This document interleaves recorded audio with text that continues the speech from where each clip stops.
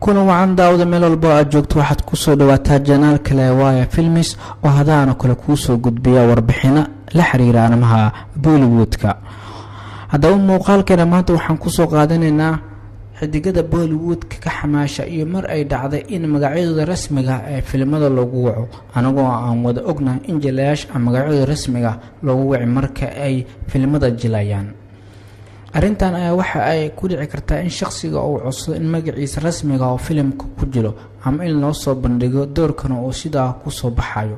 aan isla fiirina warbixintan iyo xidigada magacyadooda rasmiga ah u adeegsada filimada ee ka soo muuqdeen yaana ku jira liiskan. kow Aditya Roy Kapoor. xidigan ayaa wuxuu ka soo muuqda filimada hirgala sida Aashiqi 2 iyo Futur iyo Kalank.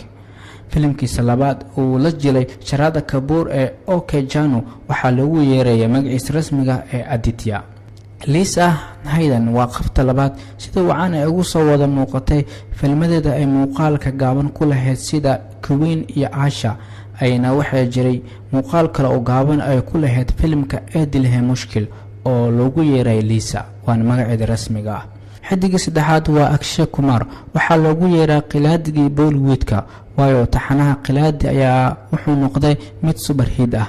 qaybo kamid ah qilaadi 786 qilaadi 420 iyo Master and Masters qilaadi gaar ahaan anagoo ka hadlayno qilaadiyoonkii qilaadi waxaa lagu yeeray Akshay Malhotra. afaraadna liiskan waxaa ku jira Alia Bhatt. xidigtan door walba si fiican ayay ugu soo wada muuqatay iyadoo nagu qasabtay inaan film walba magaceeda aan xifdino laakiin magaceeda rasmiga waxaa lagu yeeray doorka filimka Shandar. atiirshada shanaad waa Krishna Kapoor. xidigtan filimka Andas Abna Abna waxaa lagu yeeray magaceeda Krishna.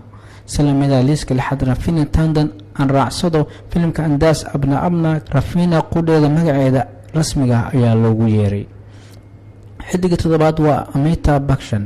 haddii aad tahay taageeraha weyn ee jilaagan haddana aan wada daawatay filmadiisa waad fahmi kartaa filimka aan ka hadlayno. doorkiisa filimka Shamitab waxaa loogu yeeray Amitabh Sinha. liiska sideedaad waa Preity Zinta. xidigtan ayaa filimada Bollywoodka ee ku soo gashay waxaa kamid ah Dil Se iyo Soldier oo hal sano soo wada baxay. doorkeeda filimka Soldier waxaa loogu yeeray Preity.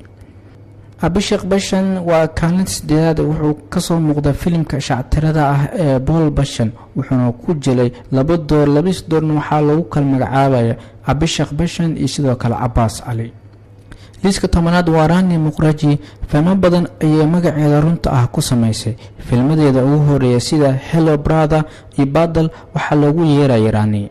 liiska ugu dambeeya 11aad waa Suraj Banjoli wiilka Aditya Banjoli laakiin Soomaalida ay u taqaan Inna Balil ama Shankar. Suraj Banjoli filimkiisa uu ku soo caan baxay waa Hero magaca lagu yeeray filimkaas koowaad waa isla magaciisa ee Suraj. waad ku maasantahay daawashada warbixinta haddii aad ka heshana fadlan la wadaag asxaabtaada.